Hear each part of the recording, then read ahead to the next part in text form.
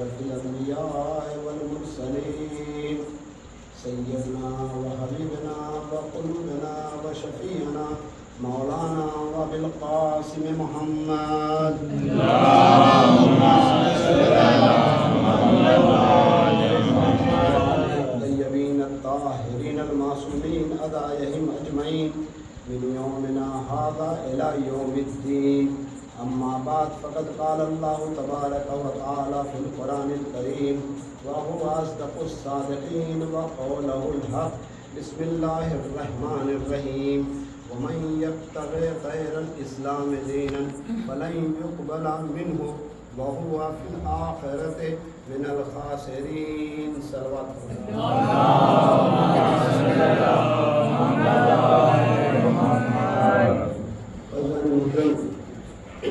پروردگار عالم اپنے مستحکم ترین قرآن مجید میں ارشاد فرما رہا ہے کہ اگر تم نے دین اسلام کو چھوڑ کر وَمَن يَبْتَغِ غَيْرَ الْإِسْلَامِ دِينًا اگر تم نے دین اسلام کو چھوڑ کر کسی اور بھی دین کو اختیار کیا تو بتانے کی ضرورت نہیں ہے. جب اپنے حقیقی زندگی میں پہنچو گے، آخرت کی دائمی زندگی میں پہنچو گے، تمہیں خود اس بات کا احساس ہو جائے گا تم نے کسی اور کا نقصان نہیں کیا ہے بلکہ خود اپنا ہی نقصان آپ نے کیا ہے. عزیزو، اللہ نے عالم بشریت کی پرورش کے لیے ہزاروں اور کروڑوں چیزیں خلق کی ہیں.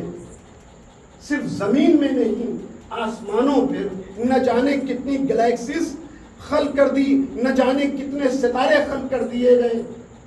آج دنیا حیران ہے، سیاروں پر، ستاروں پر، چاند پر جا کر تحقیق کر رہی ہے. یہ اللہ کی بنائی ہوئی چیزیں تھیں، لیکن کمال اس بات کا ہے کہ انسان کی ہر بنائی ہوئی چیزوں میں فساد پایا جاتا ہے. اللہ نے کروڑوں شے خلق کر دی عالم بشریت کی پرورش کے لیے، لیکن نہ کبھی کروڑوں ستاروں میں نہ کوئی ستارہ دوسرے ستارے سے ٹکراتا ہے، نہ کبھی چاند سورج سے ٹکراتا ہے، نہ کبھی چاند سورج سے ٹکراتا ہے، نہ کبھی سورج چاند سے ٹکراتا ہے. بات اس لیے واضح ہے کہ اللہ کی ہر بنائی ہوئی شے ایک دوسرے سے ٹکراتی نہیں ہے. جو شے ٹکرا جائے وہ عالم بشریت کی پیدا کی ہوئی چیزیں ہیں، لیکن جو چیزیں ہزاروں اللہ نے خلق کر دی انسان کی تخلیق کے لیے، ان کی خدمت کے لیے، ان کا ٹکرانا نہ اس بات کی دلیل ہے کہ اگر اللہ کے بنائے ہوئے نظام پہ عالم انسانیت پیرا ہو جائے تو آپس کے نفاق ختم ہو جائیں گے اور اتحاد پیدا ہو جائے گا. صلوات پڑھ دے محمد والا.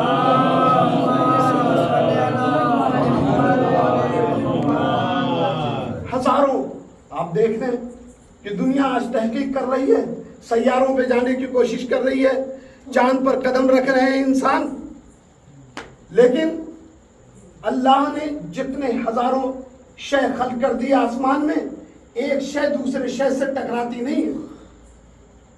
تو اگر اللہ کے بنائے ہوئے نظام سے یہ بات ثابت ہو گئی کہ اگر اللہ کا بنایا ہوا راستہ عالم انسانیت اختیار کر لے تو انسان کے اندر کا فساد ختم ہو جائے گا اور اتحاد پیدا ہو جائے گا. اس لیے دیکھیں، پروردگار عالم نے عالم انسانیت کی ہدایت کے لیے 1,24,000 پیغمبر بھیجے، 14 معصومین بھیجے. یہ کیوں؟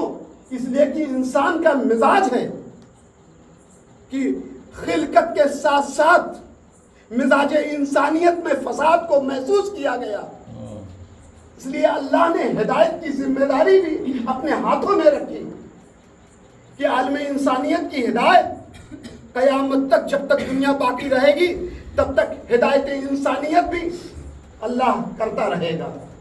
حجت خدا کے ایک ایک نمائندے آتے رہیں گے عالم انسانیت کی ہدایت کے لیے.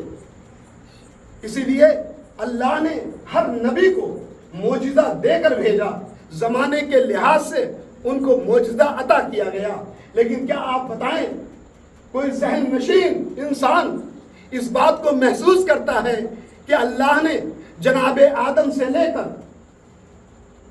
اور 1,23,999 پیغمبر خاتم الانبیاء سے پہلے اللہ نے خلق کیے انسان کی ہدایت کے لیے اور ان کو معجزہ دے کر بھیجا، لیکن ہر زمانے کے نبی کے لیے ہر زمانے کے اعتبار سے معجزہ دے کر بھیجا، لیکن اللہ نے جب خاتم الانبیاء کو خلق کیا تو ان کے زمانے کے حساب سے ان کو معجزہ دے کر بھیجا۔ اللہ نے اپنے آخری پیغمبر کے میں زندگی میں ایک شے رکھی جسے ہم اور آپ اقرار کرتے ہیں کہ جو شے خاتم الانبیاء کو اللہ نے بخشی وہ کسی نبی کو نہیں عطا کیا، جسے ہم معراج کہتے ہیں۔ جس شے کو اللہ نے خلق کیا خاتم الانبیاء کو دے کر بھیجا، نہ جناب آدم کو دیا، جب جناب نوح کو دیا، جناب عیسیٰ کو نہ عطا کیا، جناب موسیٰ کو نہ عطا کیا، نہ جناب ابراہیم کو عطا کیا معراج تو صرف خاتم الانبیاء کو کیا۔ کہوں گے معبود الہی یہ بھی تو پیغمبر تھے، نمائندہ انسانیت کے لیے آئے تھے، ہدایت انسانیت کے لیے آپ نے بھیجا تھا، آپ نے ان کو معراج کیوں نہ بخشی؟ تو جب قدرت یہ بتانا چاہتی تھی کہ انبیاء کرام کا زمانہ یہ ہے کہ وہ علم اتنے ارتقاء اتنی بلندیوں پر نہیں پہنچے گا کہ انسان زمین کو چھوڑ کر خلاؤ میں جائے گا، لیکن خاتم الانبیاء خاتم المرسلین حضور سرور کائنات حضرت محمد مصطفیٰ صلی اللہ علیہ وسلم زمانہ وہ ہوگا کہ علم اتنا عروج پہ چلا جائے گا کہ انسان زمین کو چھوڑ کر خلاؤ میں جائے گا، خلاؤ کو چھوڑ کر چاند پر پہنچ جائے گا۔ تو وہ انسان ہو سکتا ہے آنے والے وقت میں یہ اکڑ کر کہے گا۔ دیکھیے اس روایت کو ہم لوگ یقین مانے امت مسلمان اس معراج پر اختلاف میں پائی جاتی ہے۔ کچھ کہتے ہیں کہ حضور کو روحانی معراج ہوئی، کچھ کہتے ہیں جسمانی۔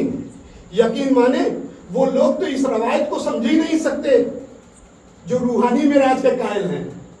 اس روایت کو وہی سمجھ سکتے ہیں، اس معجزے کو وہی محسوس کر سکتا ہے جو حضور کے جسمانی معراج کا قائل ہو رہا ہے۔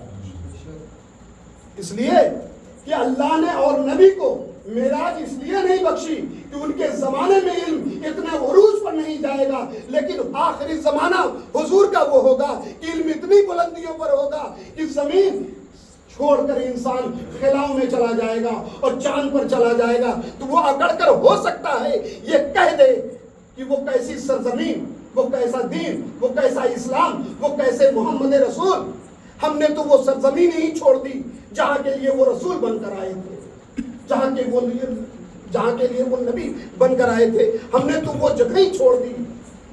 قدرت نے حضرت محمد مصطفیٰ کو عرش صدر المنتہا پر بلا کر عالم انسانیت کو یہ جواب دیا کہ دیکھو تم اپنے علم کی بلندی سے زمین کے ذرے کو چھوڑ کر خلاؤں میں تو جا سکتے ہو، لیکن دائرے حضرت محمد مصطفیٰ کی رسالت سے باہر نہیں جا سکتے۔ صلوات پڑھ دے محمد والے۔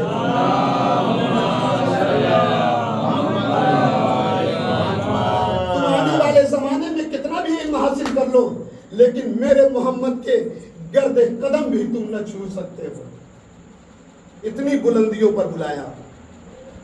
اسی لیے قرآن مجید نے عالم انسانیت کی ہدایت کے لیے جگہ جگہ پر نشاندہی کی، کا فصلو اہل ذکر ان کنتم لا تعلمون۔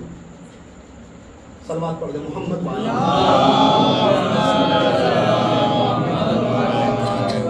عزیزان محترم، قرآن مجید میں ارشاد ہو رہا ہے کہ فصلو سوال کرو اہل ذکر سے۔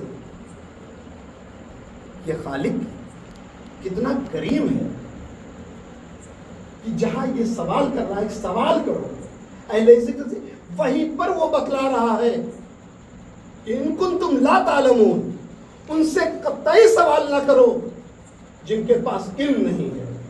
اہل ذکر سے اگر سوال کرو تو اہل ذکر سے، جاننے والے سے سوال کرو گے تو جواب بھی ملے گا، نہ جاننے والے سے جب سوال کرو گے تو وہاں فساد ہوگا، جواب نہیں ہوگا۔ اس لیے فَاسْأَلُوا اہل الذکر۔ اچھا، انسان اور جانور میں بنیادی فرق ہی یہی ہوتا ہے کہ انسان کا بچہ جب سن و سال چھوٹا ہوتا ہے تو اسی وقت سے وہ سوال کرنا شروع کر دیتا ہے، کرتا ہے کہ نہیں؟ امی یہ کیا ہے؟ اچھا، سب سے پہلے ماں کی آغوش میں آتا ہے تو ظاہر سی بات ہے ماں سے ہی سوال کرتے ہیں۔ اور لوگ یہ بھی کہتے ہیں کہ اگر بچے کی درسگاہ شروع ہوتی ہے تو ماں کی آغوش سے، اور وہ سوال کرنا شروع کرتا ہے، امی جان یہ کیا ہے، امی جان وہ کیا ہے۔ یعنی لا تعلمون شیء، وہ کوئی شے نہیں جانتا تھا۔ قرآن بھی کہہ رہا ہے کہ جب بچہ ماں کے بدن سے متولد ہوتا ہے، لا تعلمون شیء، وہ کوئی شے ہی نہیں جانتا، جب اسے بتایا جاتا ہے تو وہ جانتا ہے۔ یعنی صرف بچہ جب ماں کے بدن سے متولد ہوتا ہے تو صرف غذا لینا پینا جانتا ہے، اور کوئی شے وہ جانتا نہیں۔ اللہ رزق لینے کا ذریعہ بچے کو بتا کر خلق کرتا ہے، اسے کوئی شے سکھائی نہیں جاتی، لیکن دنیا میں آنے کے بعد ہر شے وہ بتلائی جاتی ہے جب وہ سوال کرتا ہے، قدم قدم پہ سوال کرتا ہے۔ یعنی اسے یہ نہیں پتا ہے کہ ہماری ماں کون ہے، جب ماں بتلائی جاتی ہے تو ماں کو محسوس کرتا ہے، جب باپ کو بتلایا جاتا ہے تو باپ کو جانتا ہے یہ باپ میرا ہے۔ یعنی رشتہ لے کر پیدا ہوتا ہے انسان، جب وہ کائنات میں پیدا ہوتا ہے تو رشتہ لے کر پیدا ہوتا ہے، جب پیدا ہوتا ہے تو پتہ چلتا ہے وہ کسی کا بھتیجا ہے، کسی کا بیٹا ہے، کسی کا بھائی ہے، کسی بہن کا وہ بھائی ہے، رشتہ لے کر پیدا ہوتا ہے۔ یہ انسانیت کی فطرت ہے۔ لیکن عزیزو، حضور کا کیا رشتہ ہے؟ حضور کا کیا رشتہ ہے؟ قرآن کہہ رہا ہے وما محمد الا رسول، محمد کسی کے کچھ نہیں ہے سوائے رسول کے۔ آپ سمجھ رہے ہیں کہ محمد ابو طالب کا بھتیجا ہے؟ قرآن کہہ رہا ہے وما محمد الا رسول، محمد کچھ نہیں ہے سوائے رسول۔ آپ سمجھ رہے ہیں کہ محمد فاطمہ زہرا کے بابا ہے؟ قرآن کہہ رہا ہے وما محمد الا رسول۔ آپ سمجھ رہے ہیں کہ محمد حسنین کے نانا ہیں؟ قرآن کہہ رہا ہے وما محمد الا رسول۔ عزیزو، یعنی قرآن یہ بتلانا چاہتا ہے کہ محمد کسی کے کچھ نہیں ہے رشتے میں الا رسول کے۔ یعنی آغوش ابو طالب میں بھتیجا نہیں تھا، بلکہ رسالت پروان چڑھ رہی تھی ابو طالب کی آغوش میں۔ یہ صرف جناب فاطمہ زہرا کو دیکھ کر حضرت محمد مصطفیٰ کھڑے نہیں ہو رہے تھے، بلکہ فاطمہ کے احترام میں رسالت قیام کر رہی تھی۔ آپ سمجھ رہے ہیں کہ ایک نانا نواسے کو دوش پر رہ کر سیر کرا رہا تھا؟ نہیں جی نہیں، رسالت امامت کا ناز اٹھائے تھی۔ یعنی اب ایک لفظ میں کہہ کر اپنی بات کو آگے بڑھاؤں کہ کسی کی زوجہ نہیں ناراض ہو رہی تھی، بلکہ مکمل رسالت ناراض ہو رہی تھی۔ صلوات پڑھ دے محمد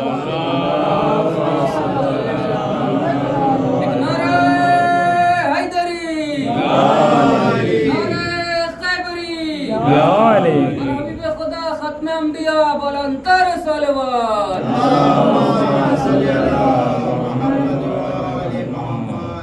اخرجکم من بطونہا امہاتکم، جب تم ماں کے پیٹ سے خارج ہوئے، لا تعلمون شیء، کسی شے کو نہیں جانتے تھے، صرف پینا جانتے تھے۔ یہی وجہ تھی کہ عزیزو، جب جناب موسیٰ نبی اللہ کی ولادت ہوئی تو 70 دائیوں کا دودھ حرام قرار دے دیا گیا، حرام قرار دے دیا گیا۔ یہ 70 دائیوں کا دودھ جناب موسیٰ نبی اللہ پر حرام قرار دے دیا گیا۔ میں کہوں گا ابھی چند دن کے ہیں جناب موسیٰ نبی اللہ۔ عزیزو، نہ جانے یہ کیسی امت مسلمہ ہے کہ سیرت نبی کو پہچاننے کے لیے تیار نہیں.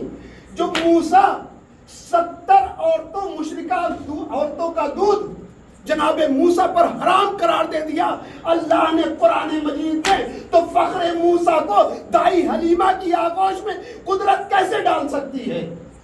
دائی حلیمہ کا ایمان تو واضح ہوا نہیں. آپ تو جناب آمنہ کو بھی آپ تو کہتے نہیں مان, ان کے ایمان کی وضاحت تو آپ ان کو مانتے نہیں, اس لیے کہ آپ خود نبی کو 40 سال کے بعد نبی اقرار کر رہے ہیں, تو ان کا ایمان کیسے واضح ہوا؟ 70 جناب موسیٰ نبی اللہ کی جب ولادت ہوئی تو فرعون نے 70,000 بچوں کا قتل کروا دیا صرف ایک موسیٰ کی وجہ سے. میں کہوں گا اے معبود, یہ 70,000 بچوں کا جو قتل عام ہو گیا صرف ایک موسیٰ کی ایک موسیٰ کو قتل ہو جانے دے. 70,000 بچوں کی انسانیت کی جان کو آپ بچا لیجئے. جب نہیں آواز قدرت آئے کہ دیکھو نبی نبی ہوتا ہے, امت امت ہوتی ہے. ایک نبی کے برابر 70,000 انسانیت کی روحیں ایک نبی کے برابر نہیں ہو سکتی. جب موسیٰ کے برابر 70,000 انسانیت کی روحیں برابر نہیں ہو سکتی تو فخر موسیٰ کے برابر یہ عرب کے بدو کیسے ہو سکتے ہیں؟ صلوات پڑھ دیں محمد.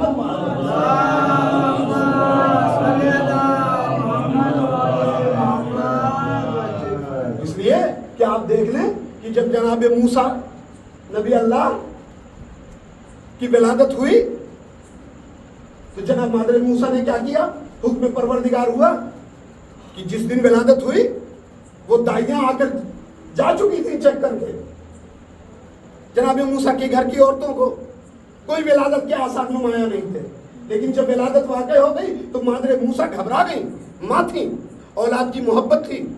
حکم پروردگار ہوا کہ ان کو جلدی سے ایک صندوق میں رکھ کر دریائے نیل کے حوالے کر دیں. آپ واقعہ مسلسل سماعت فرمایا کرتے ہیں, مجھے تفصیل میں نہیں بیان کرنی ہے. لیکن جب جناب مادر موسیٰ نے وہ لے جا کر ڈال دیا, یہ بتائیے کہ جناب موسیٰ نبی اللہ کی ماں معصومہ تو نہیں تھی, معصوم تو نہیں تھی, یہ وحی آئی کیسے؟ اس کا مطلب ہے کہ پروردگار عالم کسی بھی کوئی بھی انسانیت کی ایسے بھی اشخاص تھے اللہ کی فہرست میں جن پر اللہ اپنی وحی نازل کرتا تھا.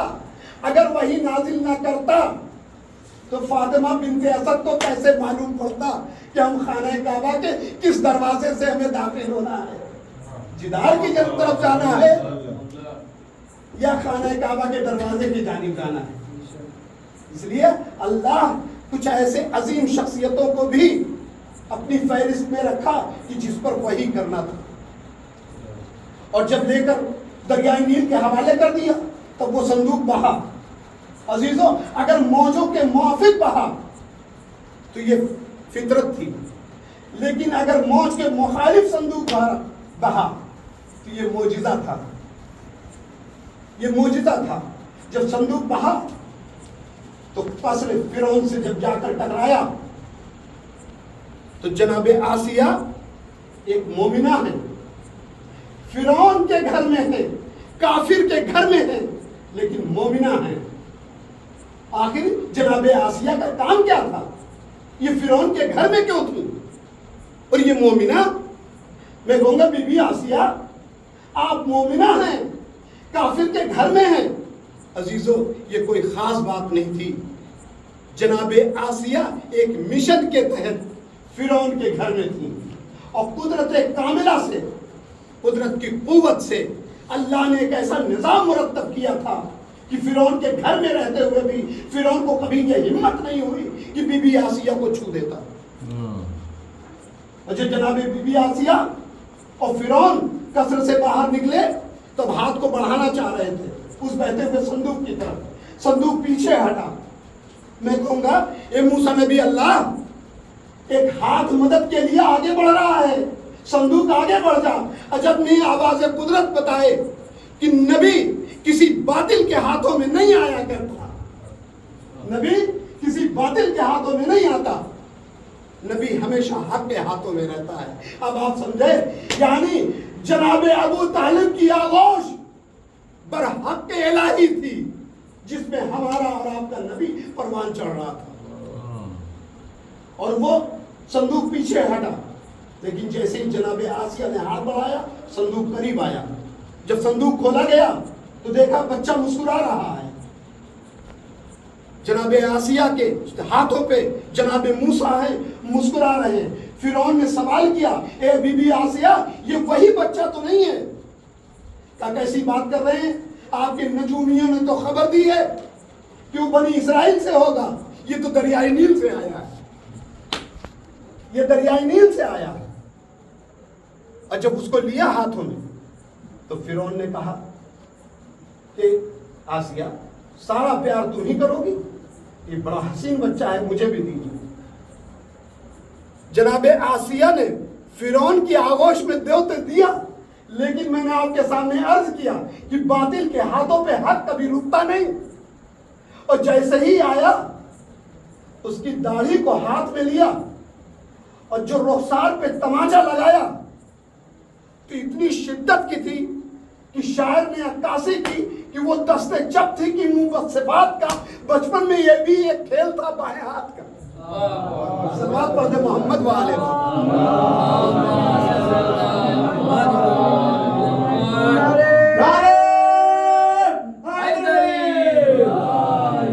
بس چند منٹ اور آپ کی زحمت تمام کیا. جس فکرے کے لیے میں نے زحمت دی تھی بس میں اپنی منزل کے قریب ہوں. اب یہ وہ تو دیکھیں, داڑھی ایک ایسی شے ہے اسلام میں کہ کتروا دینا, اتنا کتروا دینا کہ داڑھی کا وجود باقی نہ رہے, اسے داڑھی نہیں کہا جا سکتا, تو حرام ہے. اور لمبی داڑھی اتنی نہ ہو کہ جس سے عالم انسانیت کو نقصان پہنچے, ہے نا. لمبی داڑھی کے کئی نقصان ہیں, علماء کرام نے بھی وضاحت کی. ایک تو لمبی داڑھی والے تیر نہیں سکتے, ہے نا. لمبی داڑھی والے جلتے ہوئے چراغ کو بجھا نہیں سکتے. یہ سب وضاحت ہے پہلے سے بھی, ہے نا. اس کو علماء کرام کوٹ کیا کرتے ہیں, کتابوں میں بھی لکھا ہے. تو ایک چیز آتی ہے اپنی حد میں, ایک بہتر, یعنی سنت بھی ادا ہو جائے اور حرام فعل بھی نہ انجام پائے, اتنے دائرے میں ہونی چاہیے. اسی لیے امام خمینی رحمۃ اللہ علیہ نے کہا کہ اسلام میں داڑھی ہے, داڑھی میں اسلام نہیں ہے. صلوات پڑھ محمد.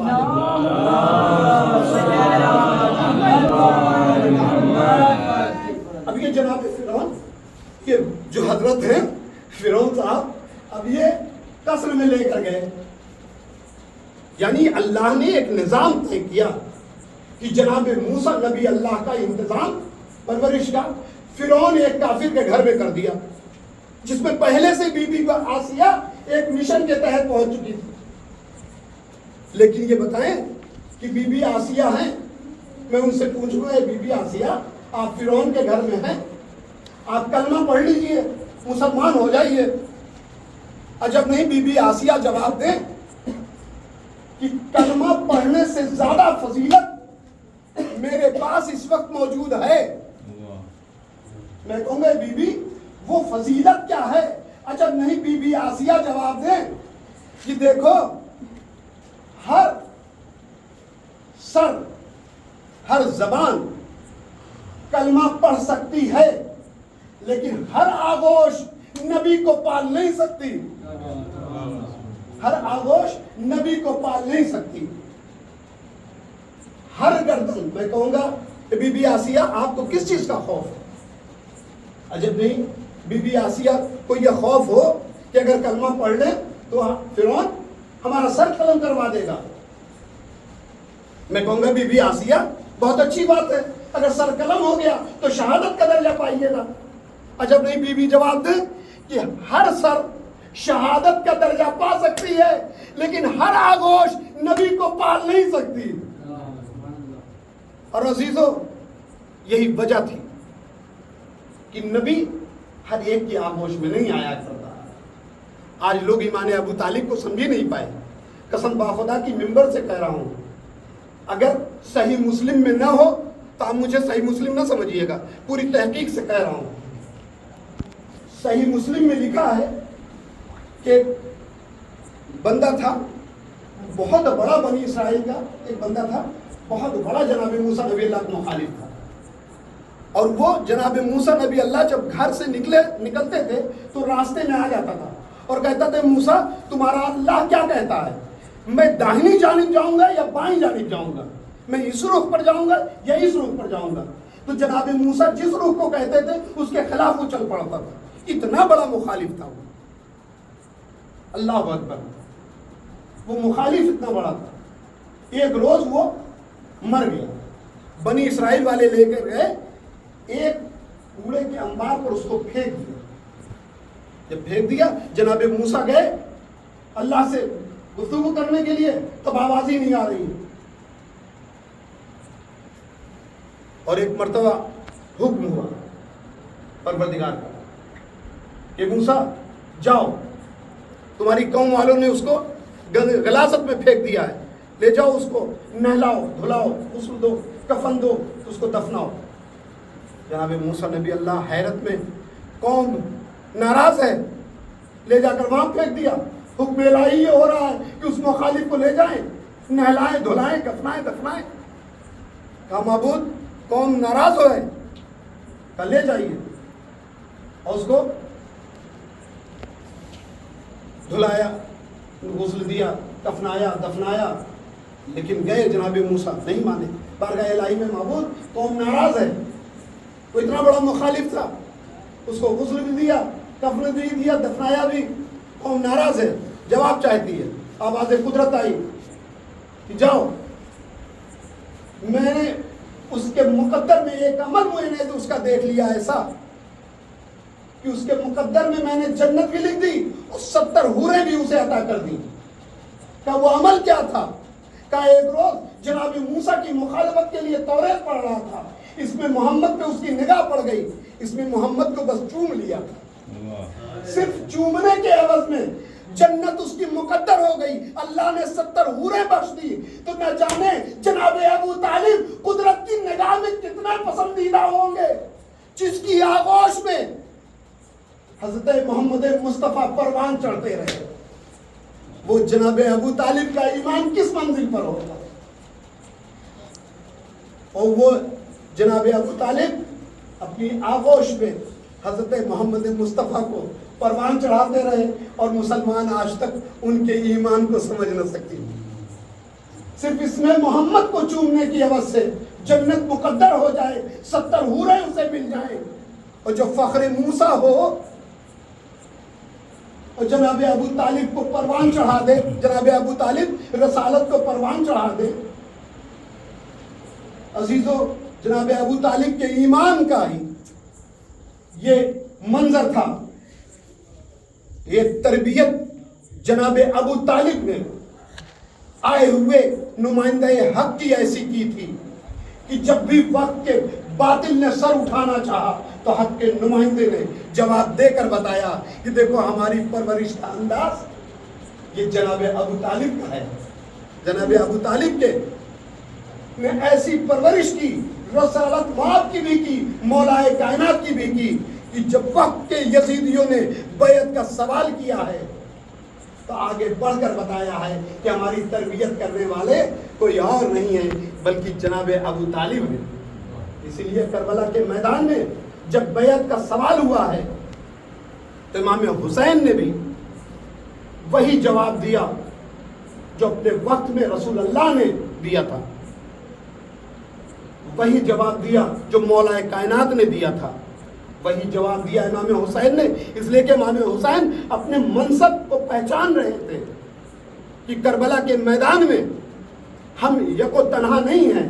آپ زیارت عاشورہ پڑھتے ہیں نا, پڑھتے ہیں تو کیا کہتے ہیں, یا آدم کے وارث تجھ پر سلام, اے موسیٰ کے وارث تجھ پر سلام, اے عیسیٰ کے وارث تجھ پر سلام, اے ابراہیم کے وارث تجھ پر سلام.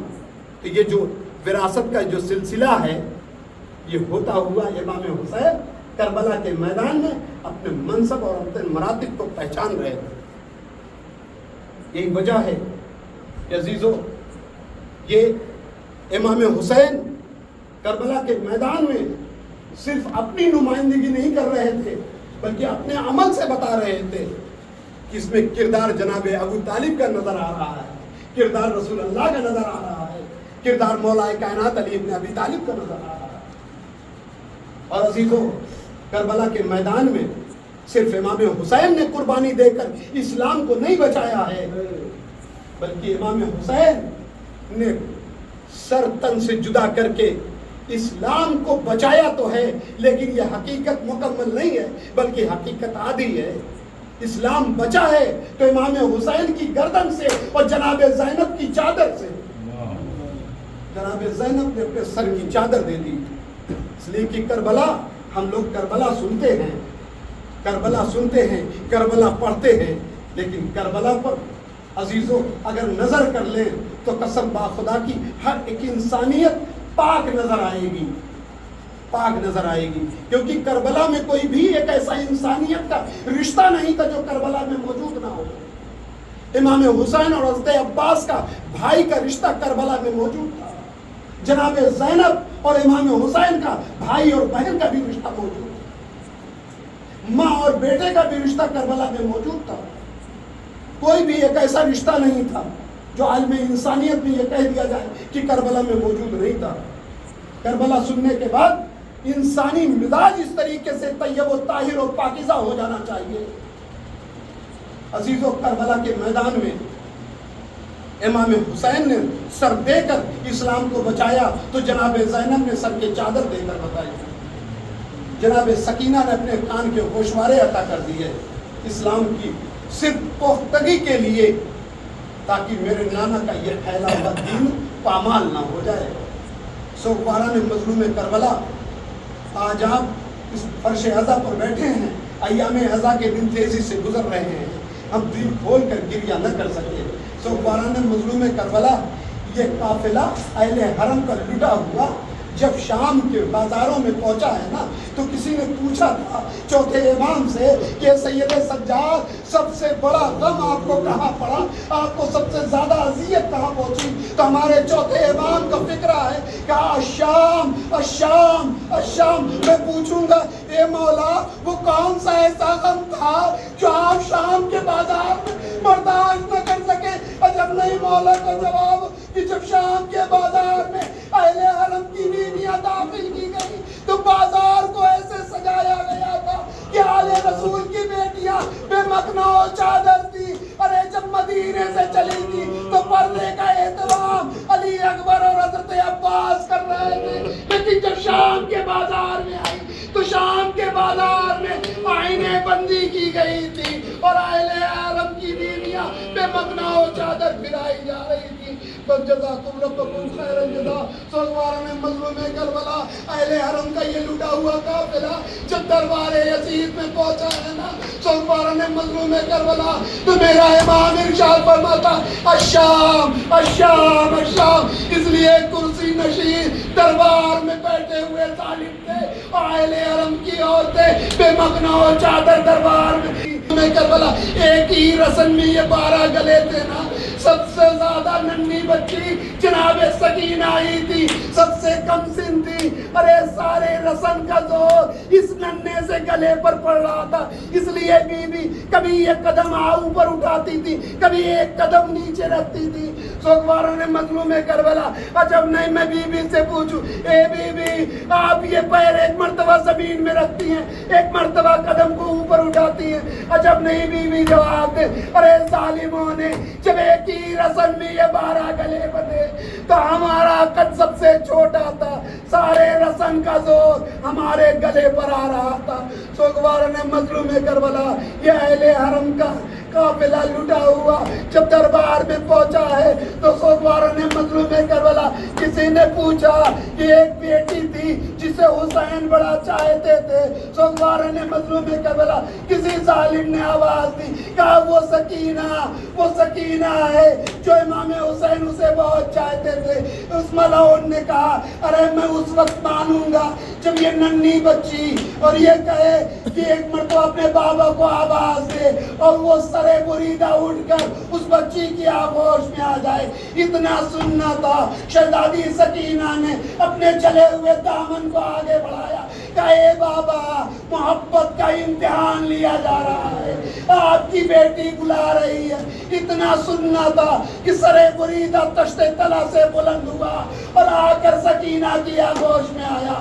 جیسے ہی سکینہ کی آغوش میں آیا, سکینہ نے رخسار پہ رخسار رکھ دی, کہا اے بابا آپ کی شہادت کے بعد مجھے تازیانے لگائے گئے, میرے رخساروں پر تماچے لگائے گئے, ارے میرے گوشوارے چھینے گئے. ایسا گوشوارہ چھینا کہ میری لوے زخمی ہو گئی. آپ کی شہادت کے بعد ہمارا کوئی پرسان حال نہ رہا.